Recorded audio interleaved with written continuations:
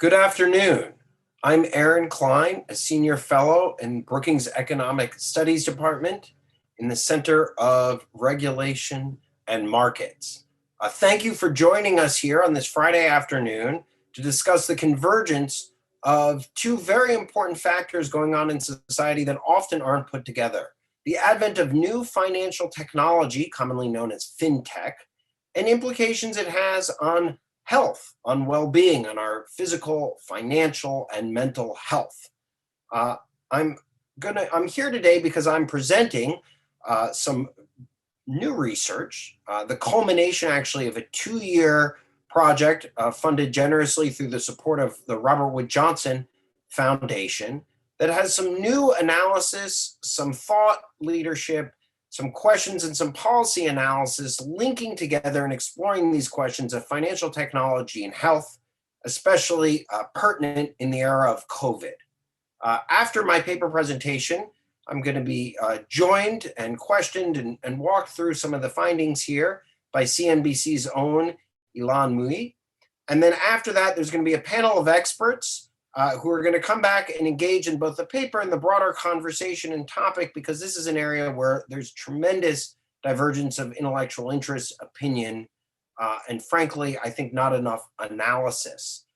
Because if there's anything that COVID and this experience has taught us, is that things are more interrelated in ways that we hadn't truly appreciated. And a public health crisis helps crystallize some things that have been hiding in plain sight. Let me briefly start summarizing my research and my finding by answering the very question posed, which is, can fintech improve health? The answer is yes, and I think I've identified 3 channels by which financial technology and finance, and particularly payments and digital money, impact health and health outcomes. And for this, I'm going to be focused a lot on payments and digital money, which I'll define in a moment, and questions about how it impacts health look through a culture of health and through a broad set of social determinants of health. These are frameworks that have been researched and explored in prior Robert Wood Johnson Foundation work and in others, and it kind of comes to the basic concept that lots of different channels impact health, including income and wealth. So let's start with the first of these 3 channels, which is the posits the question. I'm going to start by going backwards in time. 20 years ago, we're all together here and we're talking about this new technology, the internet. And we're asking ourselves, how is access to this new technology and all the benefits it could provide, including substantial benefits to make our lives healthier? How is this going to be distributed? Who's going to have access and who isn't? And the number one topic of the digital divide was about access. Was the internet going to be at your home? Were you going to have good speeds? Or how expensive was it going to be? Was it going to be public free internet access? Well, this digital divide of access today is largely gone. There's, smartphone adoption is pretty significant. The amount of folks that are online are pretty high and not as correlated to income, maybe a little more correlated to age. There clearly are some issues as they relate to data access. Less than half of Americans have unlimited data on their cell phone, and this plays into some of these financial questions I'll turn to in a moment. But the real digital divide, I argue, is one of digital payments. You can get anything you want online. You can order your groceries, your food, you can hail a ride service, you can do all these things online, but can you pay with a cash or check at Amazon? No, you need digital money. Access to digital money has replaced this divide in accessing this broad suite of technology that produces this. Now, how can I show you that access to digital money is an issue? Well, the first thing we can do, and the paper looks at this, is look at how people pay and look at these trends. What you found over the last 20 years is a rapid growth in debit cards of all forms, but primarily debit cards and some credit cards. A huge decline in checks, growth in electronic payments. These are kind of direct debits from your bank accounts. What you've seen, and some decline of cash, but not that much. Cash is still king. It is still frequently used in a lot of transactions. And this is often hard for folks because what they fail to appreciate is the tremendous correlation of income and payment method. So some data from the Federal Reserve shows, consider 2 households. One is above $75,000 in annual income. For that family, 93% have a credit card. About a third of all their payments are made on that credit card, and only about 16% are made in cash. Contrast that family with one earning less than $40,000 a year. Only half even have a credit card. For those, about 15% of their payments are on the card. 30% are paid in cash. Cash is most commonly used among people ages 55 and up and ages 18 to 24. The 18 to 24 group, a lot of folks I get back say, oh, what are you talking about? Everybody I know is using Venmo. All the young kids are. But in point of fact, that's highly correlated with their income, their parental income, their socioeconomic status.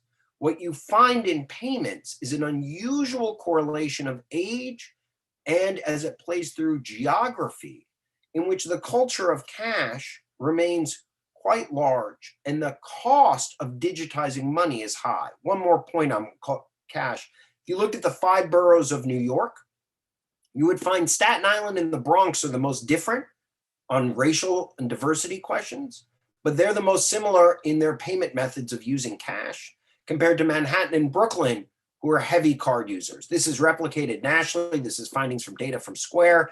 Iowa and West Virginia and Wisconsin use a lot of cash. Utah and Virginia are highly digitized. Why do I keep bringing up this difference? Well, if you don't have digital payments, you cannot access all of these outcomes. And many of these outcomes provide health opportunities. And you will see a growing inequity of health outcomes if you cannot access this. And it's not just a question of access, it's a question of at what cost. This brings up the second of the different methods, which is the income effects of digitizing money specifically and accessing money more broadly. This helps reduce personal disposable income for lower income people and actually increases disposable income for the wealthy. You have a reverse Robin Hood system in our payments, which has resulted in large income disparities and growing, I might add, that then through the income mechanism probably hit all the other different determinants of health which play through. So let's explain some of this income phenomenon as it relates to the digitization of money and the accessing and speed of the payment system. So the first that I kind of want to go through in this system is the question of how much does it cost to digitize your money? One can take cash or check and turn it into digital money by buying a prepaid card. 1 out of every 10 swipes at a register is from a prepaid card. That costs somewhere between 1% to 3% upfront to take your $100 and get a general reloadable card. Their monthly fees, their fees to check your balance, their declining fees if you don't use the card the entire time. There's a question of how do you zero out the card, drain the last 30, 40, 50 cents. This is an expensive mechanism by which lower income folks have available to digitize their money. Well, the second you say is you could just use a bank account. It's true, 95% of Americans have bank accounts. But the bank accounts we have are predicated on an income structure that gives you free checking if you always have $1,000 in your account, and penalize you with monthly fees, with overdrafts. As your income goes lower and lower and lower, the fees become higher and higher. 1 out of 12 Americans pay $350 a year or more in overdraft fees. This report analyzes new data in a different way from the Federal Deposit Insurance Corporation survey of the and underbanked. And it shows, for the first time I'm aware of, that the majority of people who use checks, cashing services, there are about 13,000 check cashing stores in America, 1 for every 6 bank branches. 70% of those customers have a bank account. The majority of checks cashed at check cashers are from people with bank accounts. Why? Why pay $20 or more for a service that your bank provides for free? Well, let me ask you, it's Friday, 2 p.m. Eastern. You get paid, you get a little paycheck. You're out of money. You need to eat this weekend. You need to take your kids out.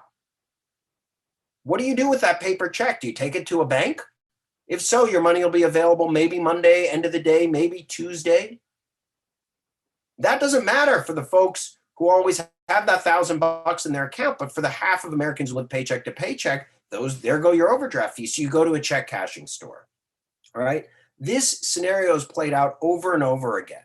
The flip side are growth in credit card rewards, whereby the digital money used and spent by the wealthy translate into tax-free cash back, 1-2% points, etc., that are growing. Ask the points guy online. And you ask yourself, rich people are getting richer by how they pay. Lower income people are paying money to access their own money. This is one of the reasons why it is so expensive to be poor. And the more expensive those basic services are, the lower their disposable income is to buy everything else, including healthcare, mental health services, dental health services. This turns to the last of the 3 points in transmission mechanisms, which is how the government pays people in a time of public health crisis. COVID came, and Congress acted very quickly. Before March was over in 2020, Congress had authorized emergency payments to everybody because the public health crisis of COVID highlighted that part of the public health response to shutting down the economy is making sure people have enough money so that they can feed their children. Well, 25% of Americans got paid with a check or with a card. 95% have bank accounts, but 25% got paid with a check and card because the government didn't know how to pay people. And among the people it did know, it couldn't pay them soon enough. 36% of people were still not paid by the government by May 1, 6 weeks after Congress had authorized the law allowing it, and 2 months into the pandemic. How are these people supposed to eat? Let them eat credit, perhaps? Right? We've already looked at half of American families under $40,000 don't have a credit card.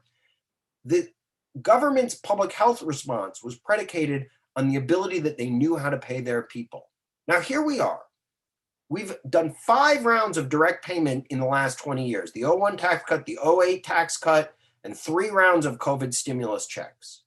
We now are doing something called the child tax credit with monthly payments to millions of American families. That's supposed to lift millions of children out of poverty, huge health consequences to lifting children out of poverty. Yet, according to the Treasury Department, by the first time they started giving these monthly credits, 12%, 1 out of 8 families weren't going to get it in their bank account because the government didn't know how to pay them. After all of this, 12%, getting a paper check, sometimes checks in the mail, and then what are you going to do with it?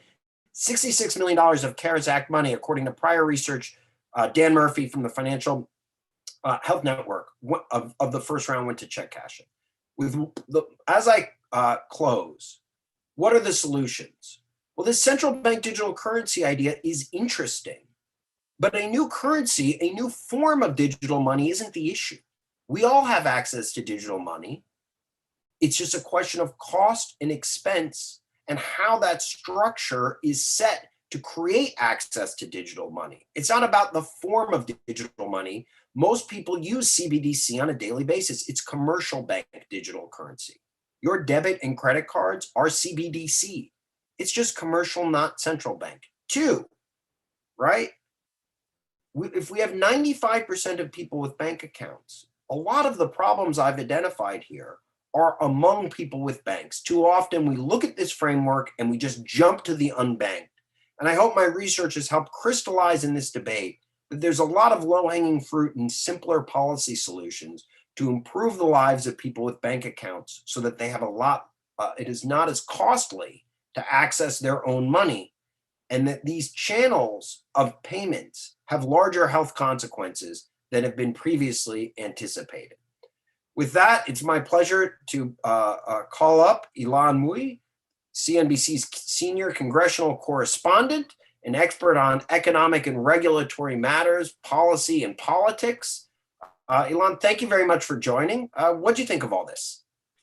Well, Aaron, thank you so much for inviting me to be part of this conversation. Thank you so much to the Brookings Institution for hosting this discussion today. I think that your paper was really interesting. It was really innovative. And I think that it connected 2 important issues of our time in new and different ways.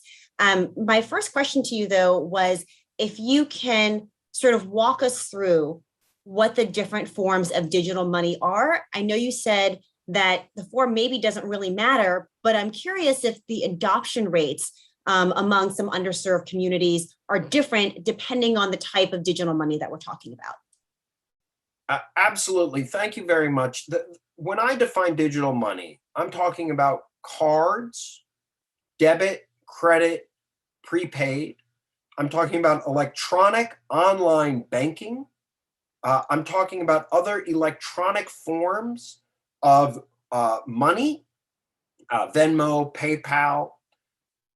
Physical money is anything that isn't electronic and needs to be digitized. The most common forms of physical money are cash and checks.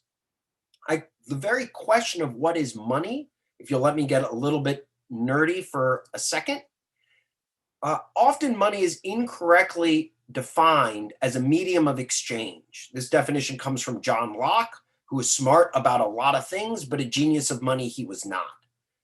We can have a medium of exchange where you and I take each other out for lunch. It is not money.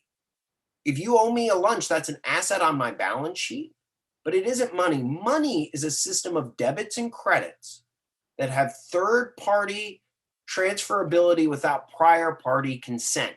That is, I can give you my card and you take the money from it. I can wire you the money and you take the money from it. I can give you a dollar bill and you take the money from it. It doesn't matter where that money, how it came to me.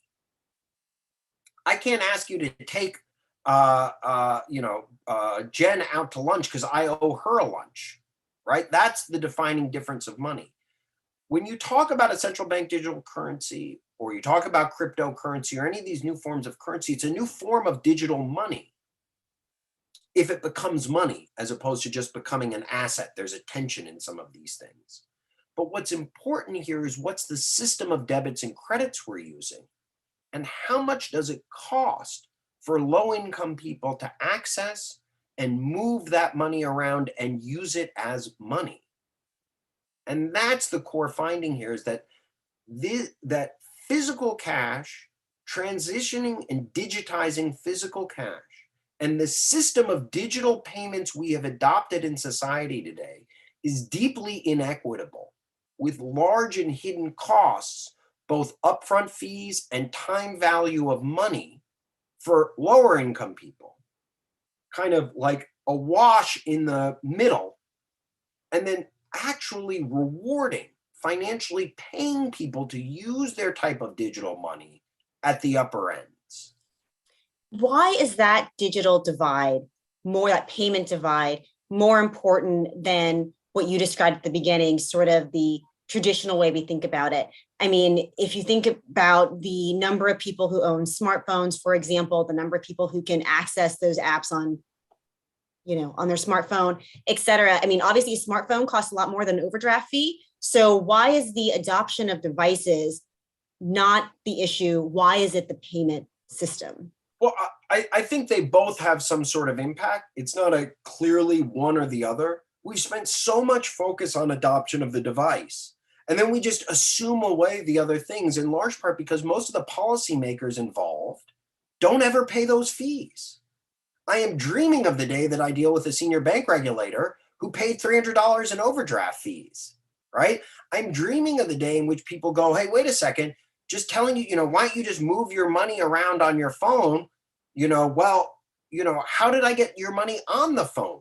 How did I upload it from the bank account? What was the consequence?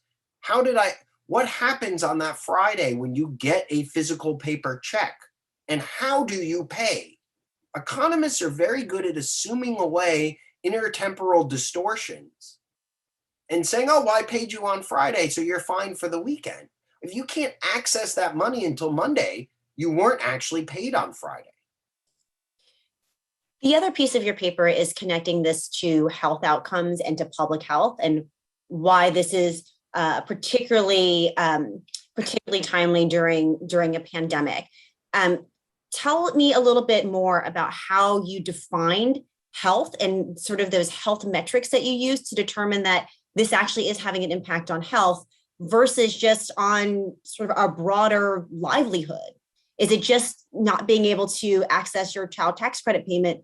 I say just, but that's something to me that says this impacts every single part of your life, not just the health outcome.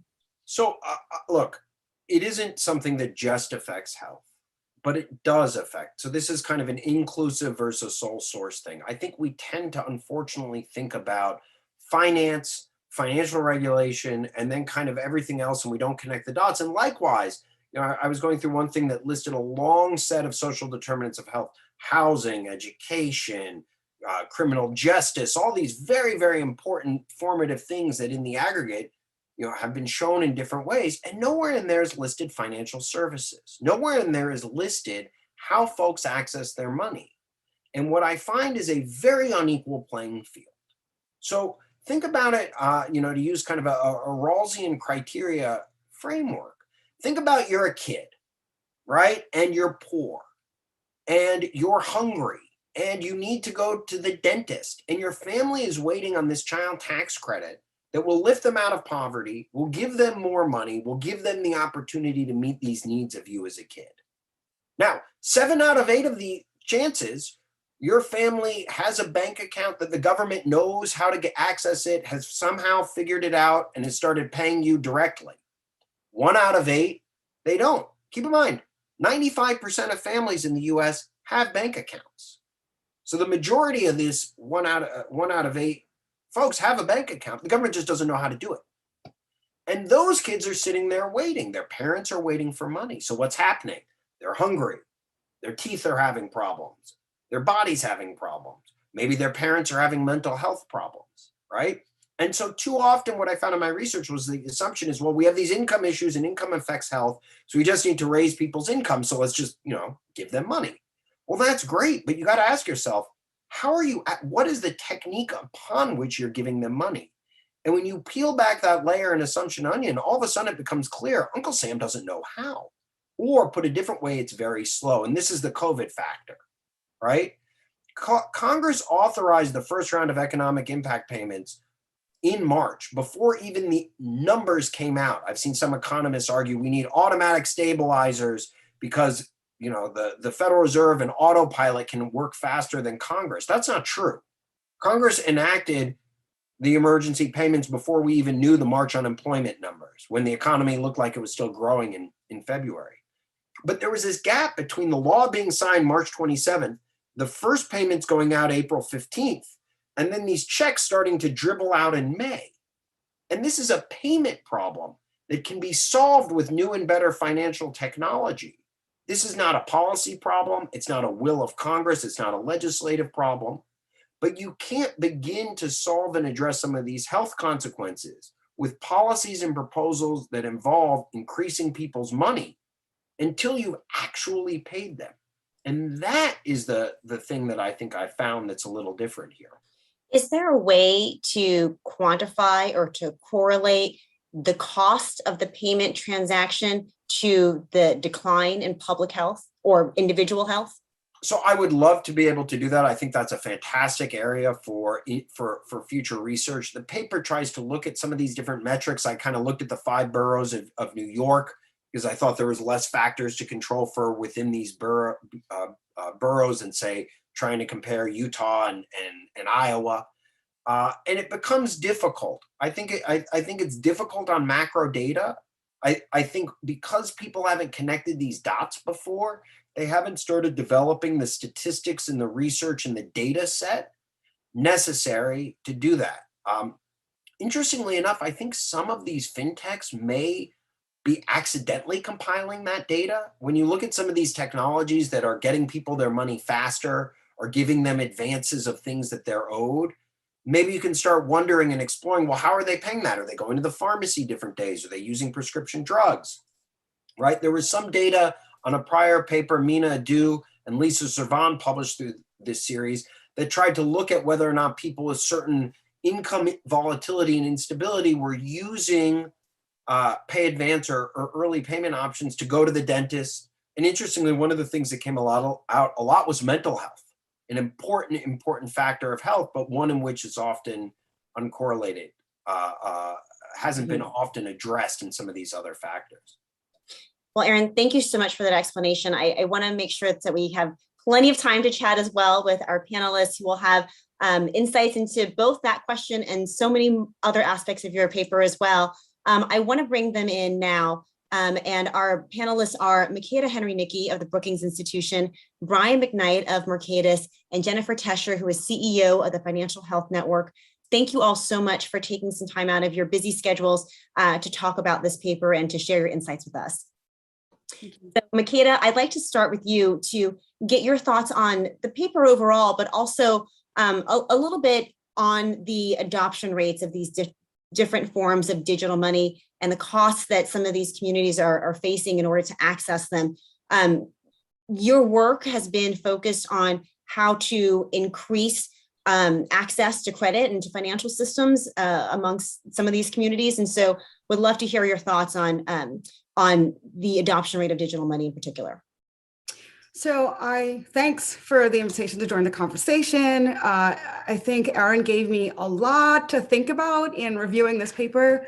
I have to say I reread it a few times and I had to go look and check the pyramid of social determinants of health to make sure I understood where to situate this in that context. So to answer your question, there's no doubt that we're moving from this cash-based society into this digital system.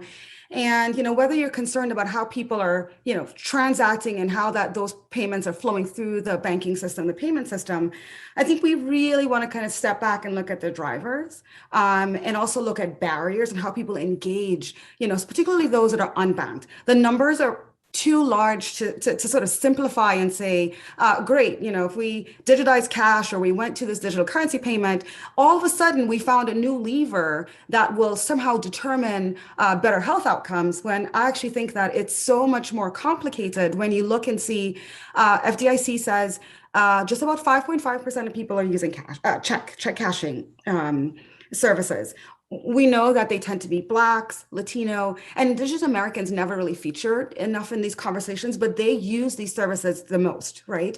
But when you kind of peel back the onion, what are the drivers of these behaviors? Who uses what and how they engage? It's income, it is income level, income volatility, education, and also immigration status.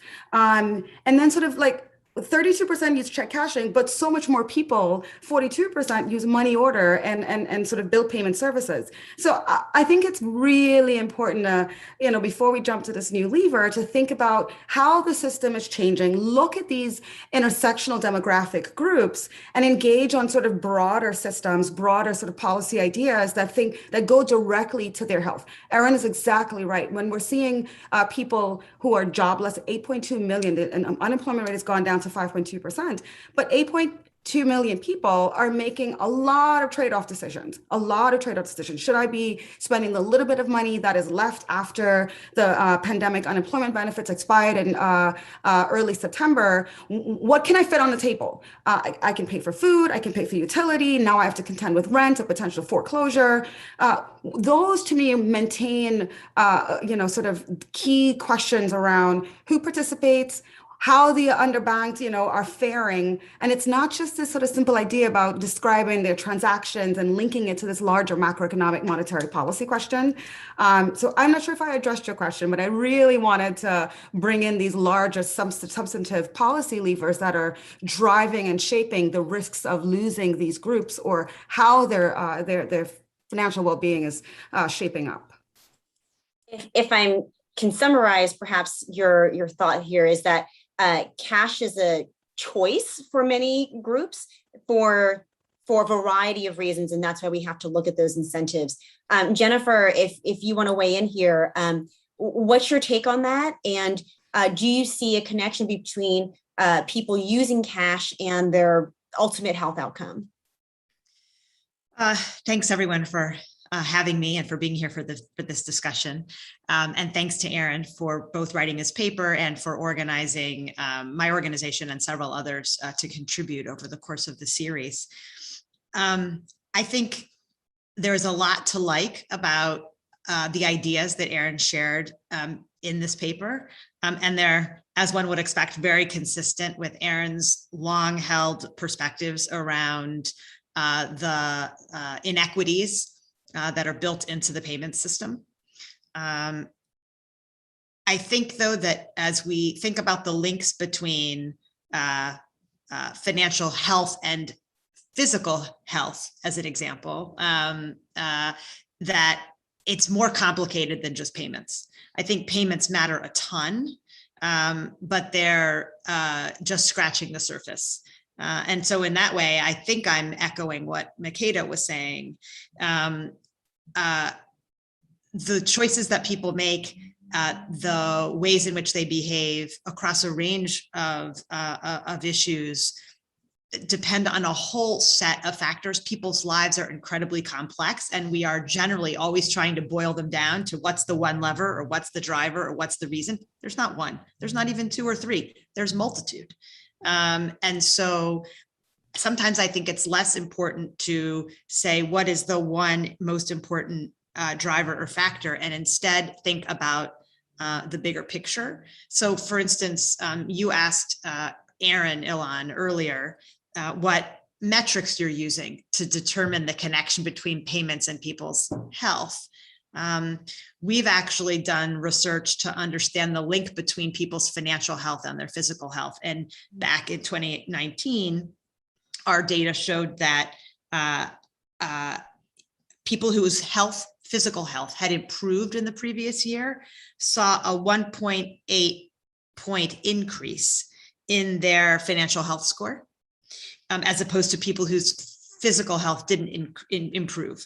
And similarly, people who experienced a major medical expense had an average decline of 3.2 points of their financial health score year over year.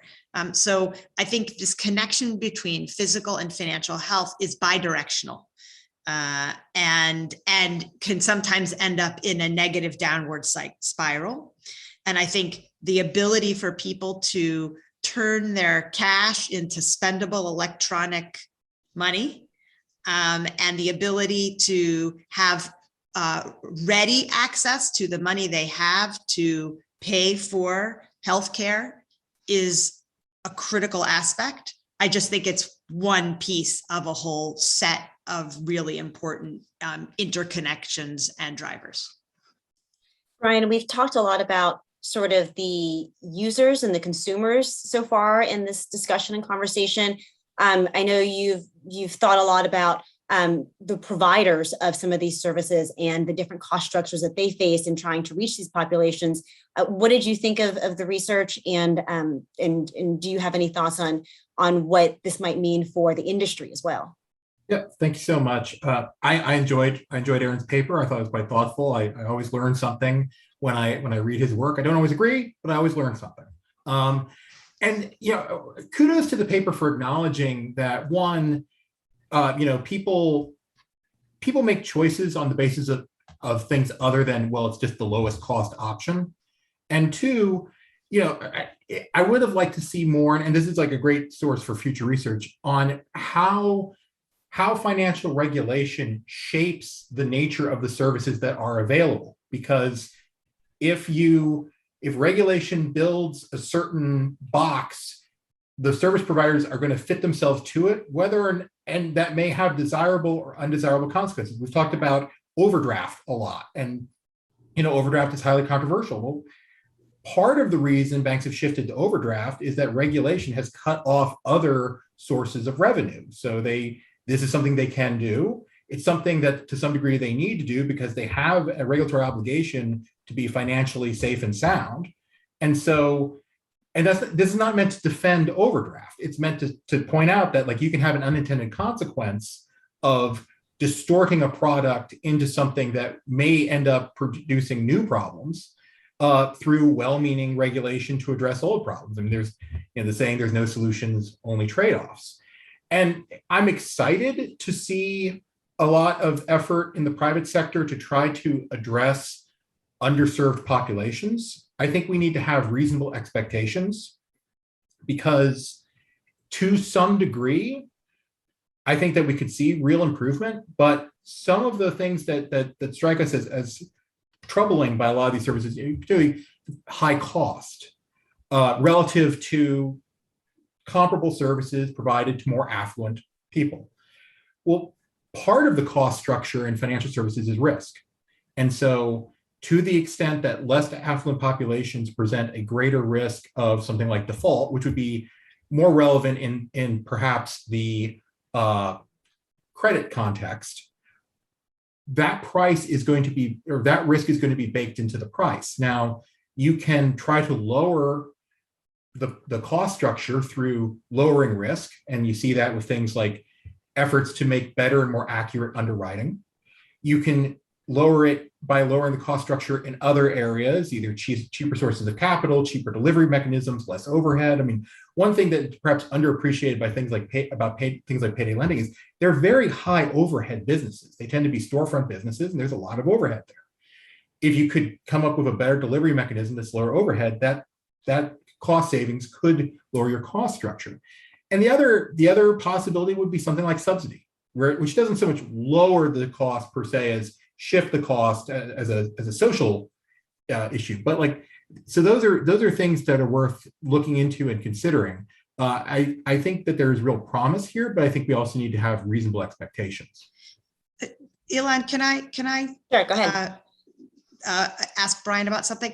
So one thing you didn't mention that I'm a little surprised about, actually, from an incentive structure perspective, is the opportunity that the Fed has to simply change the regulations on when people's money is available to them, and or simply moving to same day, if not real time payments, because neither of doing that should level the playing field to a certain degree, because it doesn't matter how much income you have. If you all of a sudden can get your money faster, that's going to do a lot to help lower income people who have less access.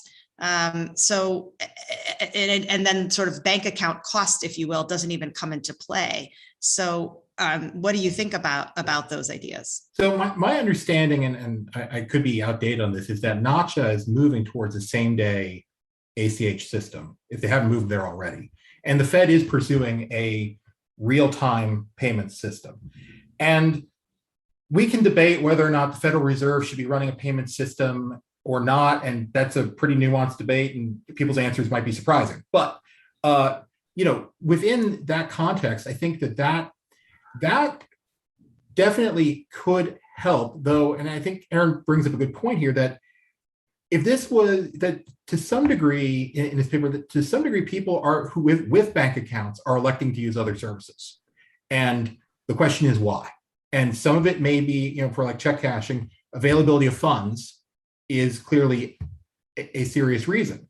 It's not necessarily the only reason, and so I think that's going to. I don't have an objection to, and agree that like speeding up availability of funds, which is where we're heading, should have benefit. But I also, again, I don't think if that's the thing we do, suddenly everything's fine. I think that there are going to be other incentives and other issues that are pulling. Well, and this brings up a really good point, because as you mentioned, Aaron did find that many people who use the check cashing system have an alternative, which is, their traditional bank accounts. So this kind of speaks to this panoply, I guess, of services that consumers tend to avail themselves of. It's not just that they're not necessarily locked out of the banking system, right? They're using some banking, they're using some check cashing, maybe they have some access to digital money, but maybe not quite enough.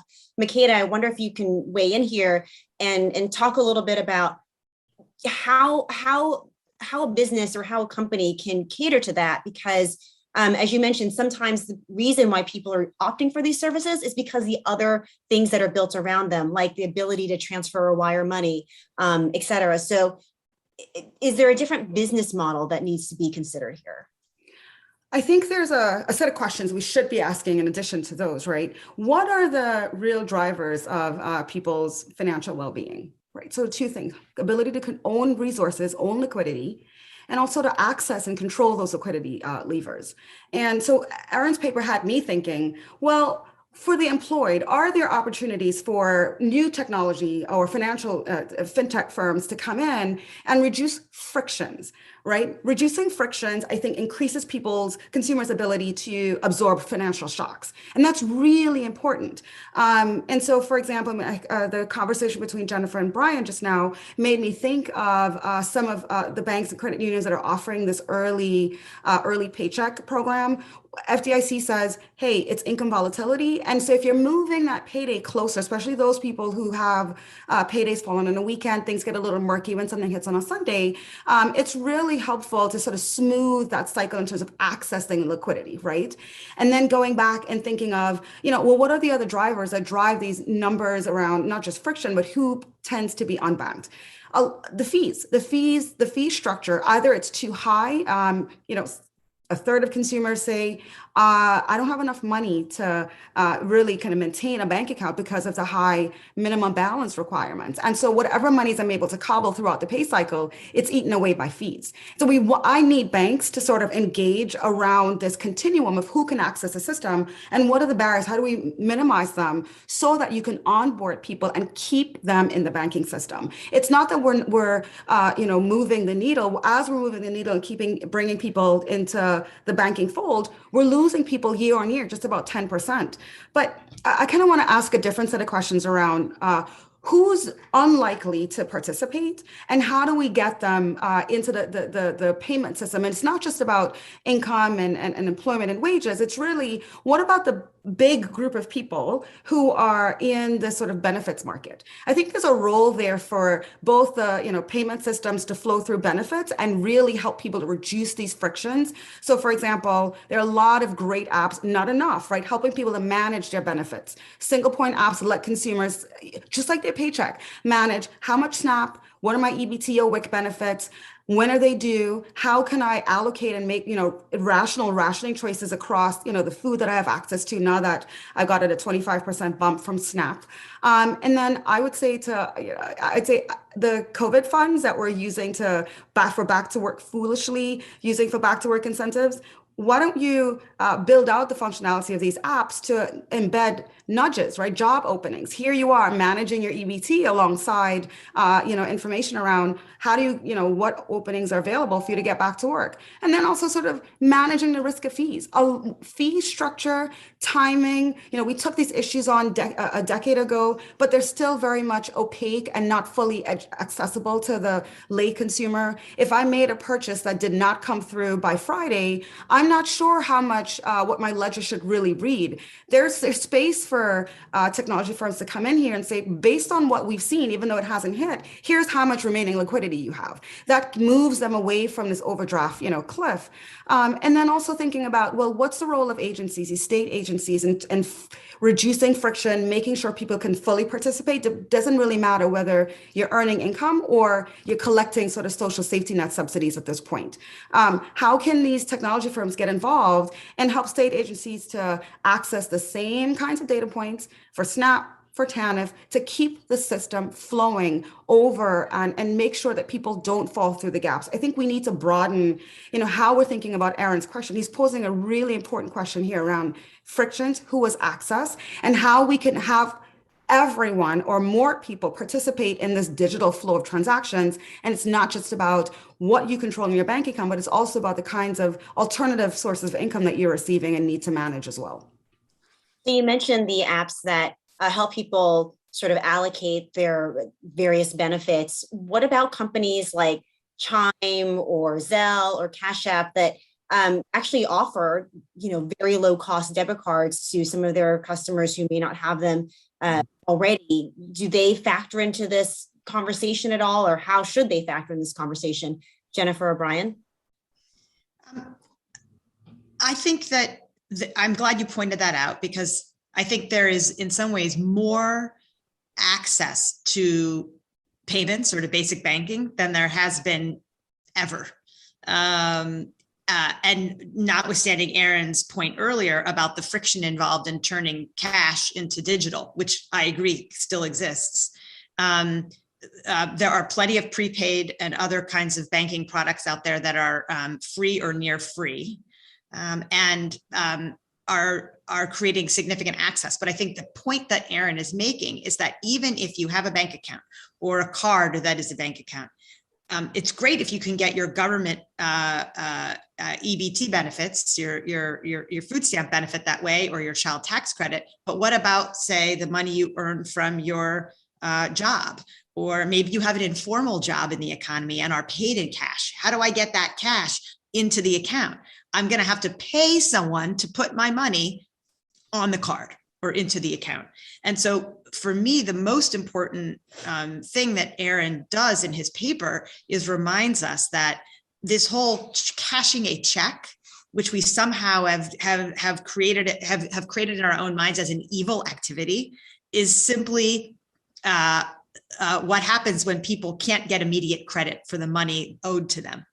And they need the ability to get immediate credit. And that is not just about people who don't have a bank account, right? That's about millions of Americans who are struggling financially, who have significant income volatility, who don't have savings.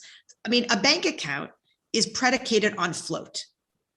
When you go to the bank where you have your account and you say, here's a $200 check, please cash this for me. They're not cashing it for you. They're giving you what's available already in your account, your available balance. So if you walked into the bank and you only had $100 already in your account, they're not going to give you that full $200 in cash. They're going to give you the first 50 or first 100, and you're going to have to wait a day until that other 100 is available to you. And so when I talked earlier about why making the payment system same day, if not immediate, is so important, is exactly that reason. And it relates both to people who don't have bank accounts and people who do have bank accounts. And if we can fix that problem, it may make it more likely that someone who doesn't have a bank account sees value in the account. Now, certainly there's issues of cost and there's issues of identification. There's issues of feeling comfortable. I'm not suggesting this problem alone will help solve the unbanked problem, but one of the reasons why people don't have a bank account is because they're not actually useful to them. So another thought on that is, I'm struck by that there's so much capability and so much technology, and a lot of it's kind of, in some respects, sort of traditional and unexciting, but it's available. And I kind of wonder if, Aaron talks about some of the proposals out there for things like postal banking or direct Fed accounts for people. I wonder if we wouldn't be better served just having the government basically give people who, say, are receiving benefits or having the government partner with a large bank to run a prepaid debit card program where you would have your Visa, your Visa card, your money would be in that prepaid account, and you could deposit money at an ATM. So, they partner with JP Morgan, Chase. You could go to a Chase ATM and put your cash in and get credit for it, and have that card. Brian, the federal government does that today. It's called Direct Express, and it's Right. for federal benefit recipients. The problem is you can't deposit funds that Right. aren't from the government because of your point earlier about risk and about know your customer. But that seems like something that should be overcomeable. Exactly. Right? I mean, so rather than giving, because I knew that they had that for the benefits, but to have it to be more useful, right? Where instead of recreating the wheel through getting federal agencies into the banking business, like the consumer banking business, which has, we can certainly debate the merits of that, but there are some challenges. Rather, like leveraging what's already there, the infrastructure that's already there, and smoothing out the cost points through subsidy. And again, that's another policy question that needs to be debated, but let's accept that there's consensus on that for the sake of argument. And then, the other point would be the regulatory question. And we need to acknowledge that there's a trade-off here, that the more regulatory burden you place on something, the more expensive it is going to be, the higher the cutoff for accounts that are just not worth the bank taking on for purely economic reasons. And you can address that through a bunch of different ways, but that's something that we need to acknowledge exists there and is a limiting factor. Well, Brian, I want to jump in here. totally agree with your point on when you increase regulation, you certainly have this market effect that can suddenly push more costs onto banks. But banks need to then accept that if you're going to make the value proposition that these accounts are so low value for you to be bothered with to ensure that people can access a digital system, then let the non-banks play. And don't just try to dictate how the playing field is then leveled. Let them serve, because until Chime came in and Varo and others offering the paycheck 2 days early, I noticed these commercials. I didn't see Capital One and others playing in the space. And so I think, there has to be some give and take. Banks can't want to, keep saying that it's too expensive to serve, pull away the retail network from under the feet of these markets that we know depend on going to the bank to sort through, why did I have an overdraft fee? Older consumers and those who face high income volatility visit a bank branch more than 10 times a year to sort through basic questions. Scams are on an all-time high. So if you want to dictate how the field should play out, let the non-banks play, and then let them decide what kinds of innovations that we should contend with, both for customers all along the income spectrum. So I completely agree. I mean, anyone who knows my work knows I'm actually very much in the banks need to back off and allow more competition and not try to erect regulatory barriers. I completely agree. If banks are not able or not willing to serve a group of customers, we need to allow other players to come in to serve them. And the we in this sentence includes the regulatory system, where we need to allow services to come in that can viably support people who, maybe the economic value prop isn't there for your traditional unified universal bank. Fine. We do need to let something else come in then that works, and we need to have a competitive market so that those customers get the benefits of competition. Jennifer? I was just going to point out that, I couldn't agree more. Banks want it both ways. They want to complain about regulation and then not let additional competition in, and claim that the competitors are not being regulated in a similar fashion. I think Varo is a great example. Varo is a bank. It's a federally chartered bank. And so certainly regulatory burden, particularly for very large institutions, costs a lot of money, for sure.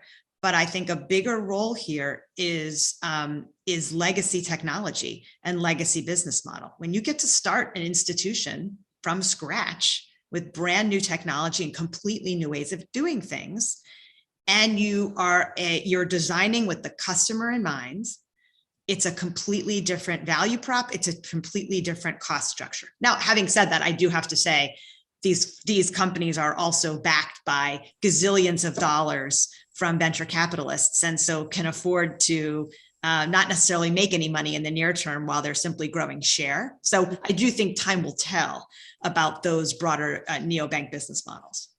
So in our sort of remaining minutes here, I want to try to take it back to the connection between financial services, payments, and public health.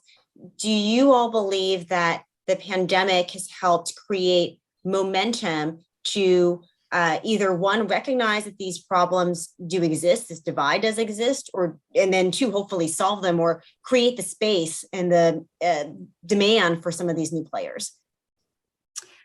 I think it has, like Erin's paper, sharpened our focus on these questions. And it's made us sit up and pay attention to who gets left behind, because the federal government at the same time had to step up and respond to the needs of those who've been left behind in real time. And so it made us sort of think about not only those who earn income, regardless of how much that income is, and can transact and participate in the digital economy, but at the same time, how do we ensure that those that aren't earning income and depend on a social safety net, how do they participate in transacting in this economy, since we need their demand to add to aggregate demand to get this whole system running and working together?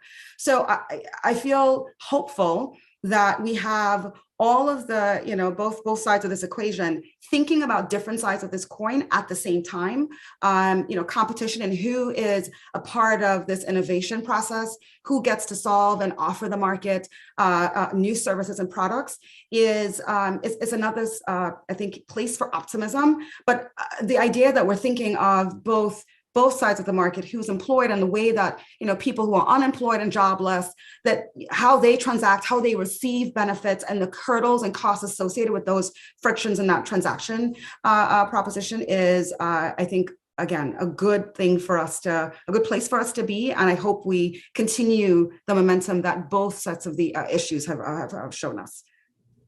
Brian? Well, okay, so I feel like there's been way too much agreement on this panel, so let me end with something controversial. And that is, I think COVID has shocked us. Some of the answer as to whether or not this is going to be a permanent thing will depend on what the post-COVID economy looks like. Because I think Aaron's paper did a really good job of highlighting that it's really on the digital side that the lack of access to digital money becomes a real issue. And if we're all transacting online because we're on lockdown or we don't feel comfortable, that's one thing. But cash, as you also pointed out, cash is still highly used and highly valuable. And so if we return back to a more face-to-face economy, that will have an impact. To be very clear, I don't think that means that the problem goes away. The problem exists and it's real and it needs to be dealt with. But the exact magnitude will, I think, somewhat vary on whether or not we see a secular shift in the economy towards online or whether we see an attack back towards more face-to-face, more quote-unquote traditional transactions. I'll bring us home. I don't see us going back. Before COVID, there were already a handful of stores that were saying we're cashless, right? That was a little bit controversial. And then post-COVID, with the notion that, money might be dirty, right? There might actually be COVID germs on cash. We don't want to touch it. Sort of gave people license to say we're not taking cash anymore. I also think that all of the stimulus in its various forms have absolutely helped reawaken people to the notion that if you can't either receive it or you can't access what you receive, then tree falls in woods. And it's a little bit like the late 1990s when the federal government decided, we should just move to direct deposit for all federal benefits, only to realize that there were these people who didn't have bank accounts. Oh my gosh, maybe we can't do that. I feel like it's a similar reawakening, that now it's not so much about accounts, that's important, but it's about am I receiving money in a way that I can actually spend in the economy? I think though the bigger legacy of the pandemic is the opening of people's eyes to this important connection between physical and financial health. We knew it before, but boy, do we know it now. So I agree that the social determinants of health, while they talk about a lot of different aspects that are tied to people's financial health itself isn't codified, if you will, as a social determinant. And I actually think that may be one of the most important next steps as we think about the intersection of all of these issues and solving them in a holistic way. Great. Jennifer, Brian, Makada, thank you guys so much for the conversation, for the time, for the debate. Really appreciate it. Aaron, of course, thank you so much for your hard work on this paper and all of this research. And thank you so much to the Brookings Institution again for hosting this conversation. And hopefully, if you guys have any questions or want to rewatch it, it'll be posted online for you to go back to it later. Thanks again. Thanks for watching. Be sure to like and subscribe for more videos from Brookings.